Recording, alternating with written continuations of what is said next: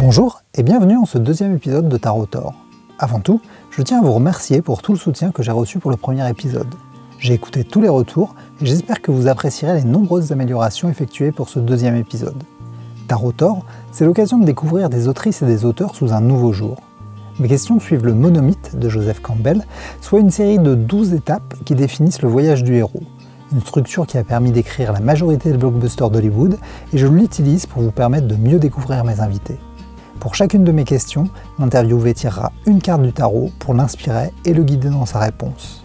Ce mois-ci, je vous propose de faire la connaissance de Frédéric Lenormand. Avec une carrière de plus de 30 ans, cet auteur de romans policiers historiques a participé à pas moins de 8 séries différentes. De Voltaire mène l'enquête à Arsène Lupin, en passant par le juge T.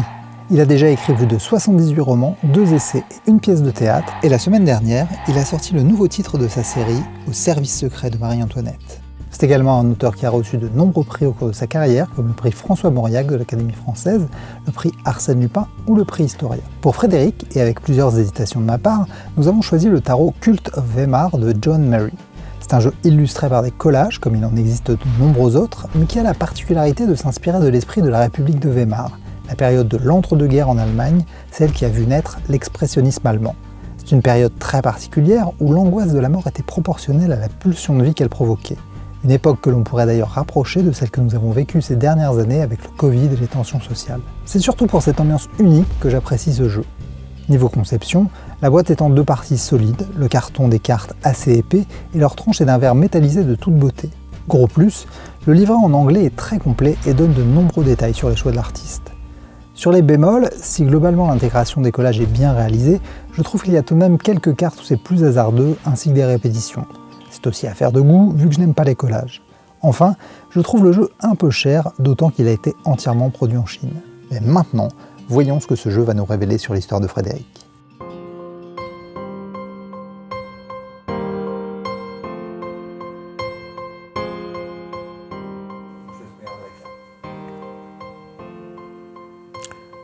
Alors, The World, le monde. Ça correspond tout à fait. On me voit une dame posée sur une map monde, avec des bouquins. C'est tout à fait pour moi. C'est extraordinaire parce que la carte dit exactement ça.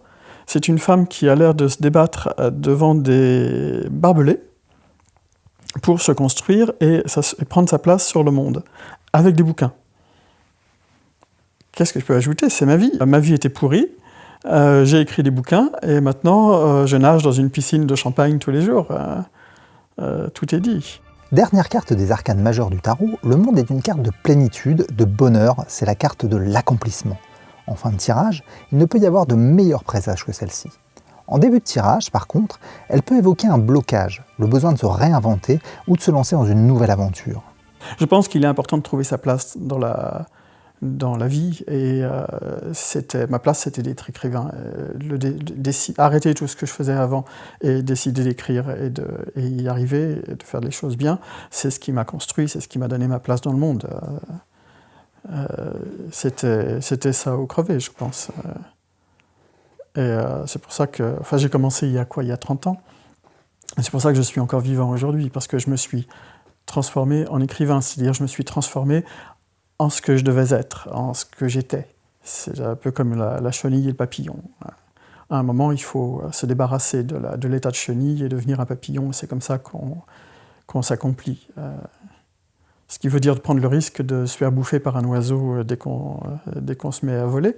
Mais une fois qu'on a accepté le risque, c'est là qu'on peut obtenir des résultats.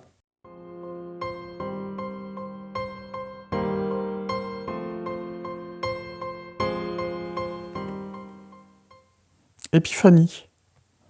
La carte dit Épiphanie, et on voit un bonhomme avec des ailes qui sort d'un œuf.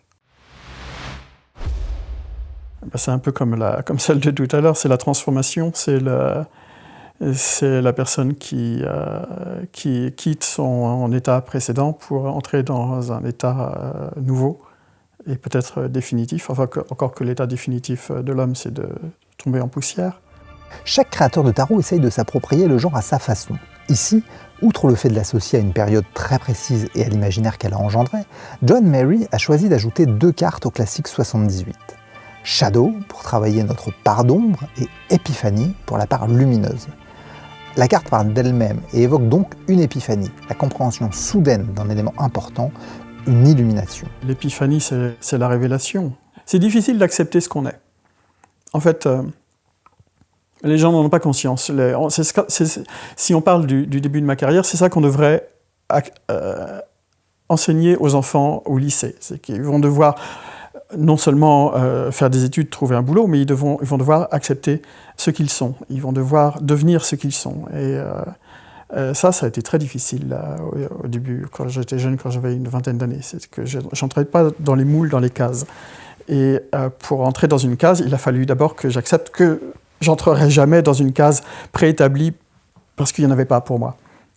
Parce que je suis trop spécial, trop différent des autres, trop particulier. Mais quand on finit par faire sa propre case, être spécial devient un avantage. C'est-à-dire qu'on réussit à faire des choses que les autres n'arrivent pas à faire. Comme écrire des bouquins bizarres, que je fais depuis 30 ans. Et une fois qu'on a compris ça et qu'on a décidé de faire ce pourquoi on est fait, on finit par trouver sa place. La case se forme toute seule et il y a des gens qui achètent les livres de Lenormand, un écrivain bizarre qui fait des trucs étranges avec l'histoire. Et c'est pas vraiment des livres d'histoire. C'est comique, mais c'est pas vraiment des livres comiques. C'est policier, mais c'est pas vraiment des livres policiers. C'est un ovni. Et une fois qu'on a accepté d'être un ovni, ça va mieux.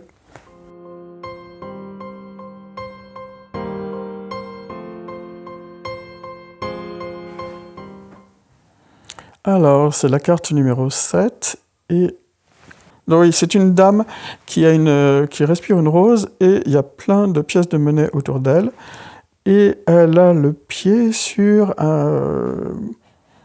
une corbeille de fleurs, de roses. Donc je suppose que c'est la carte de l'argent. C'est ça, c'est la réussite. C'est amusant. Puisque la question c'est est-ce que j'ai douté au début, est-ce qu'il y avait des épreuves, est-ce qu'on a douté pour moi évidemment la réponse est oui. La famille de denier est la famille du concret, comme les finances ou la santé. Le chiffre 7 est le chiffre de l'action dans le monde. Le 7 de denier évoque ainsi une action qui porte ses fruits. C'est donc un signe positif annonçant une réussite à venir, mais qui demande aussi un investissement important. J'ai fait une carrière d'écrivain, alors on sait comment ça commence. Vous écrivez des livres, vous les envoyez chez les éditeurs et au mieux vous recevez une réponse disant disant monsieur il ne faut pas faire ça, enfin une réponse polie. Souvent ils ont des réponses stéréotypées, c'est bien mais ça ne nous intéresse pas, ça veut dire c'est pas bien du tout. Et donc il faut apprendre son métier. Moi j'ai écrit au début, quand j'ai décidé vraiment que j'allais écrire des bouquins et les publier, j'en ai écrit 5 la même année, je les ai tous envoyés et ils ont tous été refusés. C'est que le 5 ou 6e qui a été publié, et encore j'ai commencé dans une toute petite maison au début. Donc c'est un lent apprentissage. Et puis alors quand vous dites à votre famille que vous voulez être écrivain, mon Dieu, ils préféreraient que vous entriez au couvent à la limite. Mon père était furieux. Mon père, il voulait que je fasse l'ENA. Aujourd'hui, je serais macronien à fond, ce serait chouette. Je me suis aperçu plus vite que lui que j'arriverais jamais à faire ces études-là. Donc il n'était pas content. Et maintenant, je ne sais pas s'il est content. Mais ma mère est contente, donc c'est le principal. Il faut toujours faire plaisir à sa maman.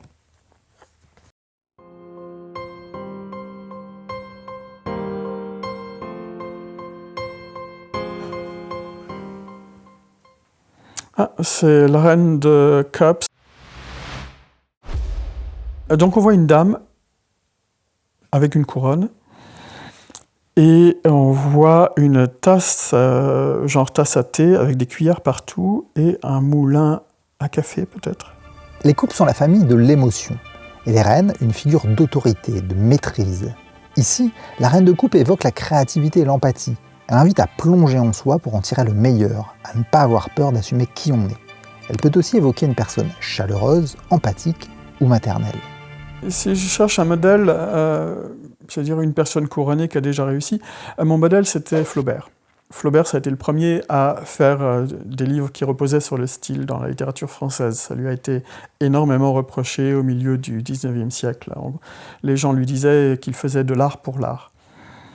Et il considérait que c'était une mauvaise chose. On estimait que l'écrivain devait raconter des histoires, alors que Flaubert s'intéressait à la manière dont les histoires étaient racontées, et notamment à l'ordre des mots dans la phrase. C'est ça qui lui importait. C'est-à-dire qu'il faisait un pont entre la littérature et la poésie, entre le roman et la poésie. Ce que je trouve très intéressant, si on regarde les auteurs qui sont restés, souvent ce sont des stylistes, Flaubert, Proust, Céline, parce que ce sont des gens qui apportent quelque chose à la langue française, à la forme de la langue. Donc j'étais complètement, au début de ma carrière, imbibé de Proust, de Flaubert. Et alors il y a un bien et un mal. Le bien, c'est que du coup, on fait des efforts pour écrire bien, et le mal, c'est que les lecteurs n'en ont rien à faire. Ça leur importe beaucoup quand vous êtes mort et que vous êtes étudié au lycée. Alors là, évidemment, on vous met une couronne, Flaubert, formidable, mais de votre vivant, ils n'en ont rien à faire. Flaubert, quand il est mort, les gens disaient mais il était complètement fou, et c'était un ermite qui travaillait dans son grenier, il lisait ses phrases à haute voix, et il avait complètement perdu les pédales. Le dernier livre qu'il a laissé, il travaillait tellement longtemps dessus qu'il n'a pas réussi à le finir, c'est Bouvard et Pécuchet, et les gens n'ont pas du tout compris ce qu'était Bouvard et Pécuchet. Donc le problème de faire de l'art, c'est que c'est pas forcément facile à communiquer, et les gens n'attendent pas ça. Les gens attendent qu'on fasse des livres faciles à lire, qui les distraient, qui les changent de leur univers. Et quand on veut faire des choses qui sont plus artistiques, il faut s'imposer, il faut du temps, il faut de la chance, il faut entrer en résonance avec son époque, ce qui n'est pas gagné pour tout le monde, surtout quand on fait du roman historique. Donc j'ai eu un modèle, mais ça n'a pas toujours été une aide. Ça a été une aide sur le long terme à faire des choses bien. C'était un modèle, Flaubert disait « écrivez bien, sinon ça ne vaut pas la peine ».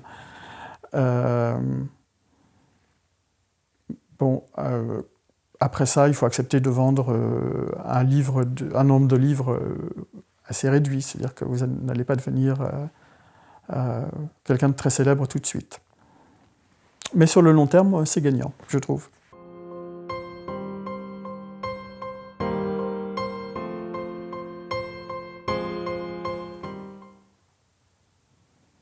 Last Wands. Ok.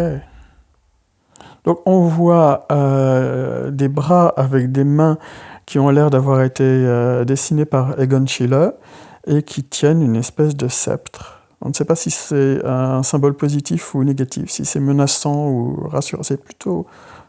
Oui, c'est pas gai. La famille des bâtons est celle de la passion, de l'énergie. Le chiffre 1 évoque la force primordiale, l'énergie brute, la graine qui va éclore.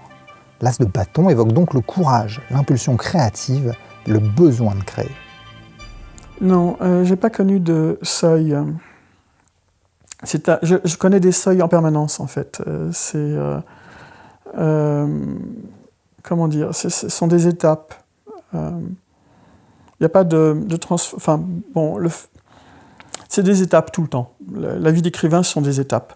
Le premier livre que vous publiez, je suis une petite maison d'édition, alors vous avez un bouquin entre les mains, mais ça ne signifie que le livre, parce qu'on ne va pas le trouver dans toutes les librairies, il ne va pas y avoir d'articles. Et puis après, vous publiez chez un plus gros éditeur, et là, il y a des articles, c'est un nouveau seuil. Et puis, vous avez des prix donnés par la Société des gens de lettres, ou alors le prix de la Fondation Hachette que j'ai eu en 92. C'est-à-dire que des gens qui sont dans le métier reconnaissent que votre travail a de l'intérêt. Puis après, vous pouvez avoir des prix plus populaires comme le prix Arsène Lupin ou le prix Historia, qui ont plus d'ouverture sur le public. Mais tout ça, c'est un chemin. Il n'y a pas de rupture tant que vous continuez à travailler, à produire, à essayer de vous recréer avec le temps, c'est-à-dire de vous renouveler. Il faut rester soi-même, mais se renouveler pour ne pas creuser le même trou en permanence. Il y a des choses qui vous arrivent, mais il n'y a pas de... En tout cas, dans mon cas, il n'y a pas eu de rupture. Je n'ai pas gagné le Goncourt Le concours, c'est une rupture pour le meilleur et pour le pire. Le meilleur, c'est que vous allez toucher beaucoup d'argent pendant 1 an. Le pire, c'est qu'après, vous allez vous retrouver à... Vous n'aurez pas une deuxième fois le Goncourt. Ou alors, il faut être Émile Ajar, Romain Gary et tricher. Et c'est encore plus mortifère que de ne pas avoir le Goncourt.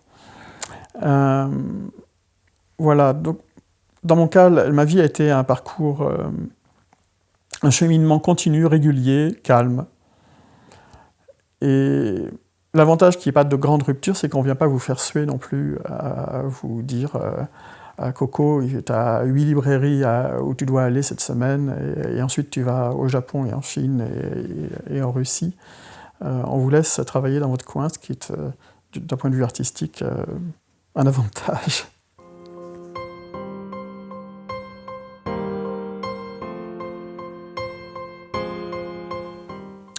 C'est le chevalier de coupe. C'est amusant, on dirait la marquise Casati. J'ai écrit un bouquin sur la marquise Casati. C'est tout à fait elle. On voit une femme avec une coiffure en plumes et des cheveux roux, comme avait la marquise Casati, et des yeux très noircis. Et elle tient un verre et un seau à glace, des trucs comme ça. Alors, je dois dire qui était la marquise Casati. C'était une femme qui était née en 1880 et qui a été très riche. C'était une Italienne très riche, et parce qu'elle avait hérité de son père qui était mort quand elle avait 13 ans. Et elle a utilisé toute sa fortune pour devenir une œuvre d'art vivante. C'est-à-dire qu'elle achetait des très belles robes, elle faisait de très belles fêtes, elle se faisait peindre, elle était très narcissique, et elle a tout claqué de son vivant pour des conneries comme ça. Ce qui, d'un côté, est honteux, parce que quand on a autant de fric, aujourd'hui, on attendrait d'une personne qu'elle dépense son argent pour aider les autres. Elle n'en a rien à faire, ni pour les autres, ni pour sa sécurité, parce qu'elle a tout claqué. Et ce qu'elle voulait, c'était faire des événements. C'était la jet-setteuse suprême, mais plus sympa que Kim Kardashian, parce qu'elle était un peu dingue, c'est ça qui est bien. Elle était dans son monde, elle ne calculait pas, et elle voulait faire des choses fantasques. Elle a habité un palais à Venise, elle avait sa gondole, et il reste les tableaux qu'elle a fait peindre d'elle, elle est dans des tenues extraordinaires. Donc voilà, c'est ce que je vois sur cette carte, la marquise Casati. J'ai fait un roman pas très réussi sur elle, qui est paru il y a quelques années. Je pense qu'elle était ingérable comme personnage. À la fois, j'étais fasciné par elle, comme d'autres avant moi, il y a eu des films inspirés d'elle. Et d'un autre côté, c'est un personnage trop fort, et la faire entrer dans un roman, c'était un peu difficile. Le cavalier est une figure d'action. C'est un héros, il exporte les valeurs de sa famille, même si lui-même ne les maîtrise pas. Le cavalier de coupe est un idéaliste, un romantique, un utopiste. Il incite à explorer les mondes intérieurs, à écouter ses rêves. Il peut aussi être le porteur d'un message, d'une solution aux problèmes en cours. Quand le sujet est trop fort, il est difficile d'écrire le roman. Par exemple, le juge Ti, j'écris les enquêtes du juge Ti, qui est un juge chinois de la dynastie des Tang, il y a 1300 ans. Et le juge Ti qui s'est le plus vendu à l'étranger, qui a été le plus traduit, c'est celui qui est le moins réussi, parce que j'avais pris comme sujet la médecine chinoise, et c'est un sujet énorme. Je me suis, au lieu de faire une enquête policière à la Hercule Poirot, je me suis perdu dans le sujet, j'ai tout mis, les massages, l'encens, l'acupuncture, le tai chi, c'était un catalogue de médecine chinoise, et donc ça n'allait pas. Pour écrire un bon roman, il faut pouvoir s'approprier le sujet totalement et les personnages. Et si on prend des sujets et des personnages trop forts, on risque de se casser la figure, à moins d'être Victor Hugo, peut-être. Flaubert, à mon avis, s'est cassé la figure avec Salammbô, Carthage, le manteau de Tanis, les Romains qui assiègent la ville. Ça va pas. En revanche, quand il écrit Un cœur simple, qui est sur une petite bonne en province qui vit avec un perroquet empaillé, c'est un sujet complètement con, mais alors là, il peut s'investir à fond dedans et ça donne un livre magnifique. C'est un peu le même problème que j'ai. À la question de savoir si j'ai eu des soutiens ou des rivaux au début de ma carrière, non. Au début de votre carrière, vous n'existez pas, donc vous n'intéressez personne, ni en bien ni en mal. Et non, il y a une chose que... Non, au début, non, c'est rien de passer de tel. Les soutiens sont les éditeurs, quand ils vous aiment bien. Oui, ils m'ont soutenu, ça, c'est sûr. Il faut dire, j'ai commencé il y a 30 ans, et les éditeurs avaient tendance à penser que quand ils gagnaient de l'argent en publiant des livres pas terribles, mais à grand public, ils devaient aussi publier de la bonne littérature à côté qui leur fasse plaisir, qui corresponde à leurs critères littéraires. Alors je suis entré à fond dans cette case-là. Ils m'ont publié, chez Robert Laffont notamment, pour ça, parce que j'écrivais des romans très léchés, que ça leur faisait plaisir d'avoir des bons romans, même s'ils ne les vendaient pas beaucoup. Ils utilisaient l'argent qu'ils gagnaient ailleurs pour m'entretenir moi. Ça, c'était chouette. Maintenant, toutes ces maisons d'édition ont été rachetées par des grands groupes qui veulent gagner de l'argent, et ça, c'est fini. Hein. La danseuse Lenormand, on lui a enlevé son tutu, et maintenant il faut qu'elle rapporte comme les autres. Voilà.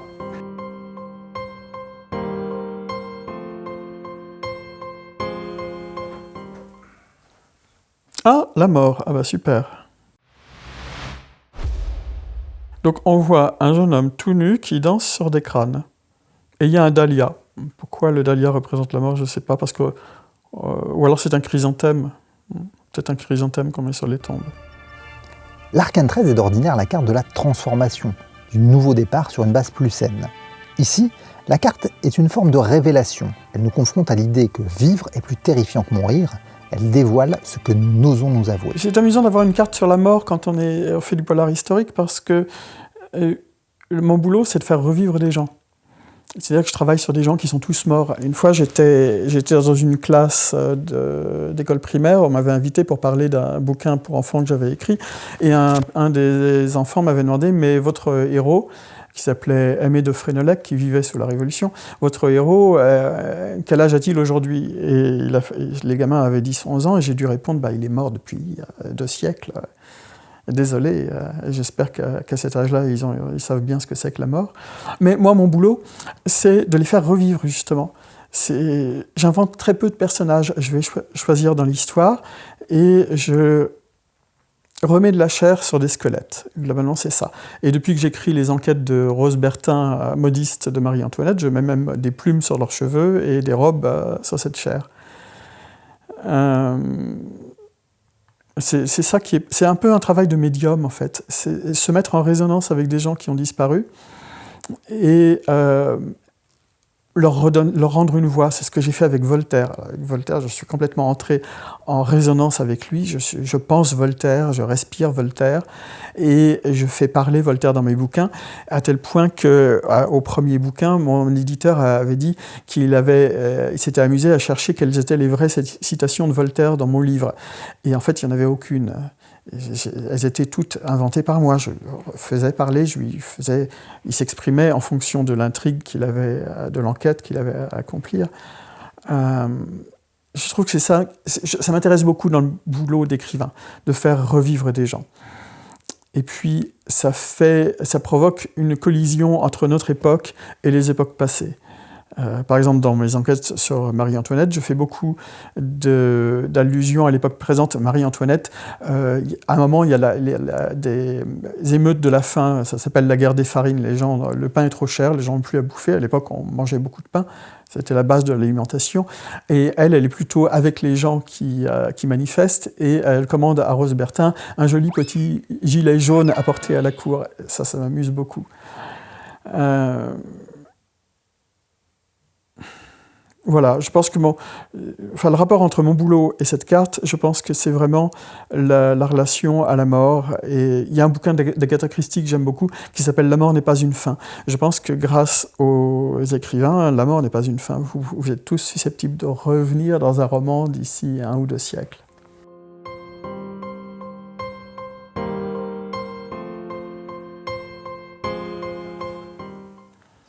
Donc c'est le 4 d'épée, ouais. Là il y a des épées et des boucliers. Et on voit une dame avec un fume-cigarette et des plumes d'autruche. Encore la marquise Casati. À mon avis, je ne serais pas étonné que la personne qui a fait ça connaisse la marquise Casati. Mais bon, le thème de la femme rousse, Belle Époque ou Anne est folle, un peu excentrique, est passé dans l'imaginaire commun depuis lors. La famille des épées est la famille de l'intellect. Le chiffre 4, quant à lui, évoque la stabilité, la rigueur. Le 4 d'épée est donc une carte de rationalisme pur. Elle invite à prendre du recul, à faire le bilan, mais peut aussi évoquer le fait de rencontrer des blocages. Non, j'ai aucun blocage, ni extérieur ni intérieur.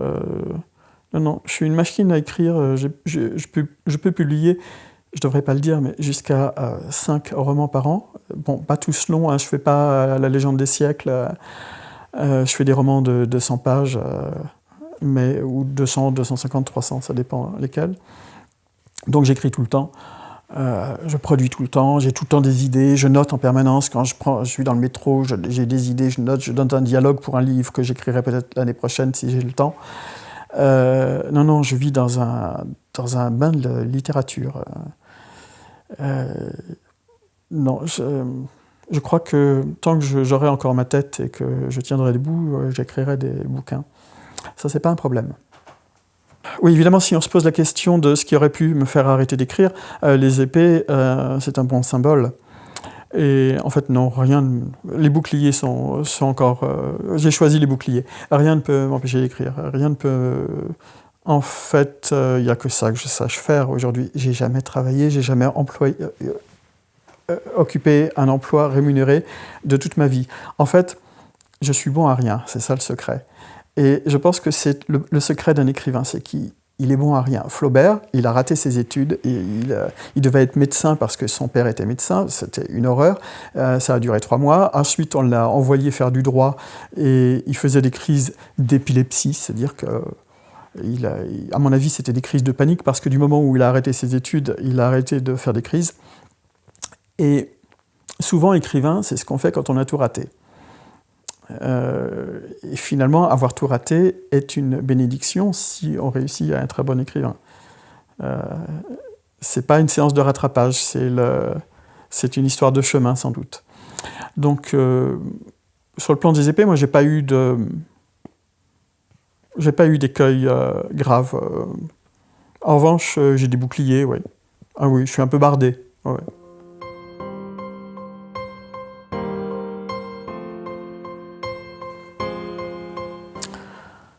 Ah oui, la reine d'épée. Alors, encore une femme toute nue, couronnée, qui tient un glaive, un glaive arabe. Et elle a comment ça s'appelle, un fruit avec beaucoup de graines rouges. C'est une grenade, qui est un symbole d'abondance, parce que la grenade fait beaucoup de graines qu'on mange. La reine d'épée est une carte de lucidité et de rationalisme. Elle évoque le fait d'être capable de trancher un problème. Si je devais parler de ce qui m'a le plus encouragé, ça a été les prix. Comme j'écris de la littérature qui est un peu exigeante tout de même, enfin, de moins en moins avec le temps, mais au départ, oui, les prix littéraires viennent compenser le fait que le lectorat est difficile à conquérir. Et notamment vis-à-vis de mon père qui ne voulait pas que je fasse ça, la première chose qui est importante qui s'est passée, c'est qu'à avant même de publier mon premier bouquin, j'ai eu un prix sur manuscrit. Il y avait des tas de gens ont envoyé leurs manuscrits et c'est moi qui ai gagné. Donc tout à coup, mon père s'est aperçu que je pouvais gagner quelque chose. Et puis après, ça s'est reproduit des tas de fois, surtout dans les années 90. J'ai eu à peu près tout ce que je pouvais.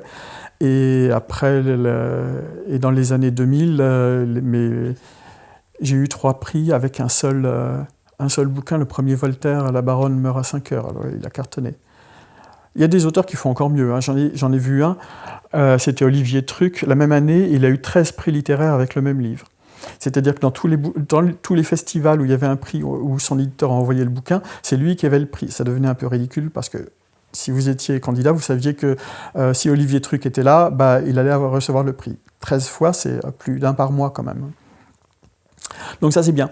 La France est un pays très littéraire. Il y a plein de prix partout. Il y a des festivals, il y a des salons. La littérature est importante. On en parle. Il y a de la place dans les journaux pour ça. C'est une grande chance. C'est bien d'être écrivain en France. Je ne sais pas comment ça se passe dans le monde anglo-saxon, mais chez nous, la littérature est encore une chose importante. Donc, merci la France.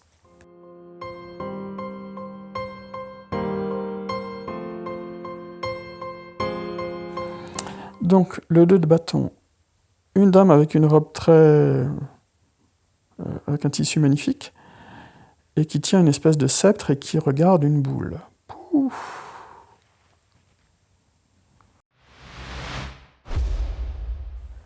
Oui, bah ça non plus, ça m'inspire pas grand-chose. Non, je suis désolé, je suis sec là-dessus. Le chiffre 2 est celui de la rencontre et de la dualité. Le 2 de bâton est une carte réflexive, qui évoque aussi bien une création en gestation que le besoin de réflexion stratégique ou le fait d'avoir l'esprit ouvert aux idées nouvelles.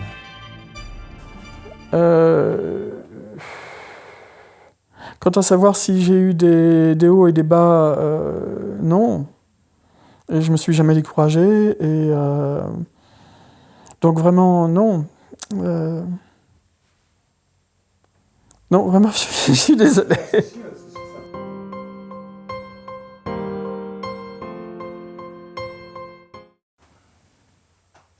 Alors, le 8 de coupe, encore une dame toute nue, qui tient un verre et qui tourne le dos à une rangée de verres. Eh ben, j'ai rien du tout à dire là-dessus. La carte me dit pas grand-chose, je dois dire. Le 8 est le chiffre de la perfection. Le 8 de coupe évoque un riche travail personnel. La carte pourra donc aussi bien parler d'un état de grâce que d'un besoin de travailler sur soi ou carrément du besoin de repartir de zéro. C'est une carte de connexion au monde et aux autres. Mais si la question est de savoir quelles épreuves j'ai dû surmonter, et ce qui m'a fait changer, et ce qui fait de moi l'écrivain que je suis aujourd'hui, il y a quelque chose qui s'est passé quand même. C'est dans les années 90, j'écrivais des romans historiques. Il n'y avait pas d'intrigue policière. C'était sur beaucoup des histoires de princesses ou d'écrivains qui vivaient souvent au XVIIIe siècle. J'ai fait un bouquin sur Corneille, par exemple. Corneille a-t-il écrit les pièces de Molière ? Mais j'ai fait ça pendant une bonne dizaine d'années, et puis il fallait que je me renouvelle, que je fasse quelque chose de nouveau. Et je me suis dit, je vais écrire des romans policiers. Ce qui m'a posé un problème parce que dans mes livres précédents, je disais la vérité. Et le roman policier, c'est l'art de mentir, c'est l'art de tromper le lecteur, de lui cacher des choses, de lui présenter des personnages qui ne sont pas réellement ce qu'ils prétendent.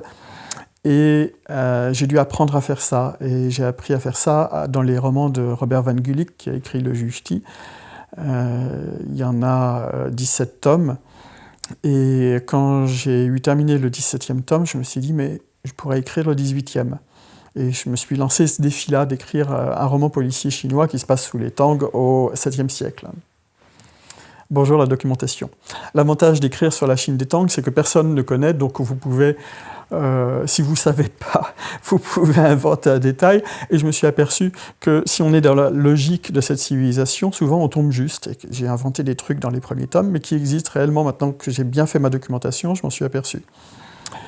Et ça a été un grand changement pour moi, puisque je suis maintenant un romancier, enfin un auteur de romans policiers, ce qui est différent d'être un auteur de littérature générale ou de romans historiques. Et je figure dans l'anthologie des romanciers policiers de M. Mesplède, que j'ai acheté, du coup, il y en a 2 volumes. Il y a une petite case pour moi, je suis dans une espèce de dictionnaire maintenant. Donc je suis très content, ça a été... Et puis c'est intéressant d'écrire des romans policiers parce que vous pouvez en écrire beaucoup tant que vous avez de l'imagination pour des intrigues policières. Quand vous avez une intrigue policière, des personnages et un contexte, vous pouvez faire un roman. Ça va vite. Et ça me convient tout à fait puisque j'écris tout le temps. Donc le grand changement dans ma carrière, ça a été de devenir un auteur de romans policiers, et ça a été un très bon choix, très intéressant. Et ça vous oblige en plus à vous confronter à la littérature populaire. J'ai repris Arsène Lupin, par exemple, j'ai étudié ce qui avait été fait dans l'histoire du roman policier, ce qui est de nouveau de l'histoire. C'est plein de sujets intéressants. Parce que le fait de travailler, le travail d'écrivain, c'est aussi de se développer soi-même, d'apprendre des choses, de se construire, de se renouveler. Et je suis très content d'avoir plein d'occasions d'apprendre des choses.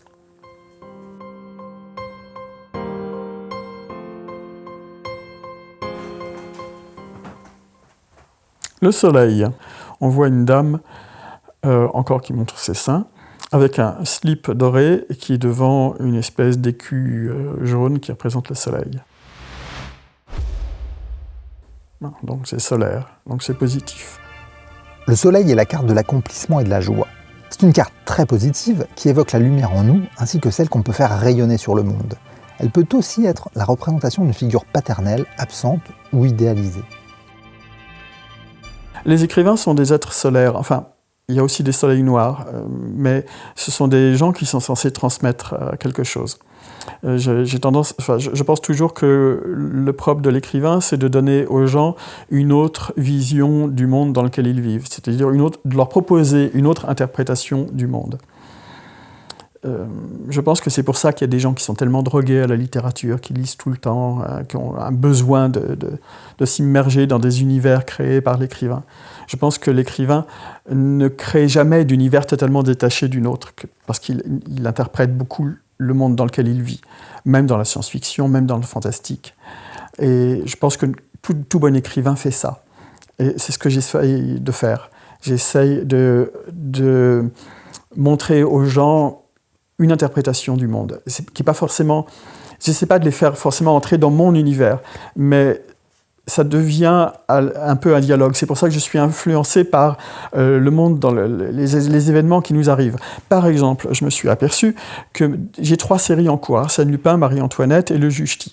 Et dans les 3 derniers que j'ai publiés depuis l'épidémie de Covid qui a commencé il y a 18 mois, ils sont confrontés à une épidémie. Le dernier Juge-T que j'ai écrit, il y a une pestilence, tout à coup la ville se met à puer beaucoup parce qu'il y a des espèces de terroristes qui font brûler des saletés, et les gens se collent un masque sur la tête qu'ils remplissent d'herbes aromatiques pour réussir à sortir sans tomber par terre. Le dernier Marie-Antoinette que j'ai publié, c'est Marie-Antoinette se confine. Elle a la rougeole, c'est un fait historique, elle a eu la rougeole, et pour qu'elle ne la transmette pas à toute la cour, et notamment au roi, on l'a isolée à Trianon avec 4 bonshommes qui lui servaient de chevaliers servants, et elle parlait à Louis XVI du haut de son balcon, et il y avait une distanciation sociale de 6 mètres entre eux. Et ça, je l'ai mis dans mon roman.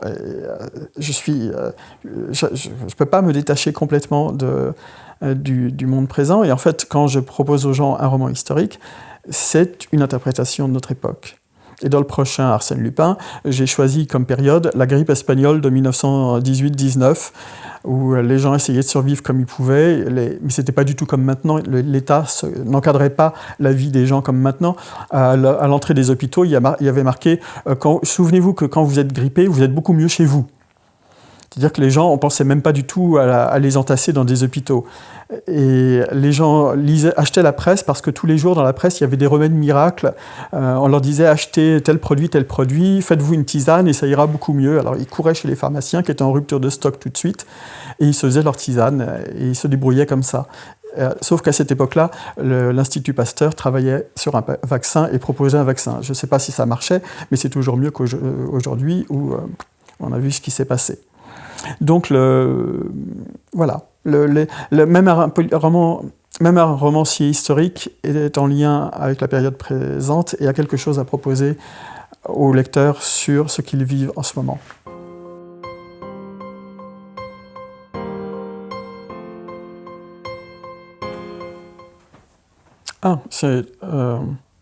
Encore, ça doit être le 3 d'épée, c'est une grenade qui est percée de 3 épées. Moi, ce que ça m'inspire, c'est la réussite et la chute dans le même dessin, c'est-à-dire l'abondance de la grenade qui réussit à faire toutes ces graines merveilleuses, très belles et savoureuses, et en même temps, il y a des épées plantées dedans. Et c'est peut-être parce qu'il y a des épées plantées dedans que la grenade s'est ouverte et que les graines se sont répandues et qu'elles sont accessibles. Le 3 est le chiffre de la créativité et de la fertilité. Ici, le 3 d'épée évoque le fait de relever des défis par la logique ou une volonté de faire évoluer son intellect. Je dirais que l'impression que je donne, c'est qu'il faut souffrir pour réussir à faire des choses bien. Il faut accepter que la vie soit pas formidable. C'est peut-être parce qu'on souffre qu'on devient écrivain et qu'on est tellement acharné à écrire des trucs. Être écrivain, c'est un peu s'enfermer dans son monde. Bon, j'ai dit tout à l'heure que ça ne marchait pas parce qu'on est influencé par le monde extérieur. Mais c'est un peu ça, c'est recréer un monde dans lequel on se sent bien. C'est tout à fait ce que je fais avec l'histoire, puisque je vais me réfugier dans des époques passées à qui je fais dire ce que je veux. Oui, je fais revenir les personnages qui m'intéressent dans ces époques. Je modèle l'époque selon mon désir.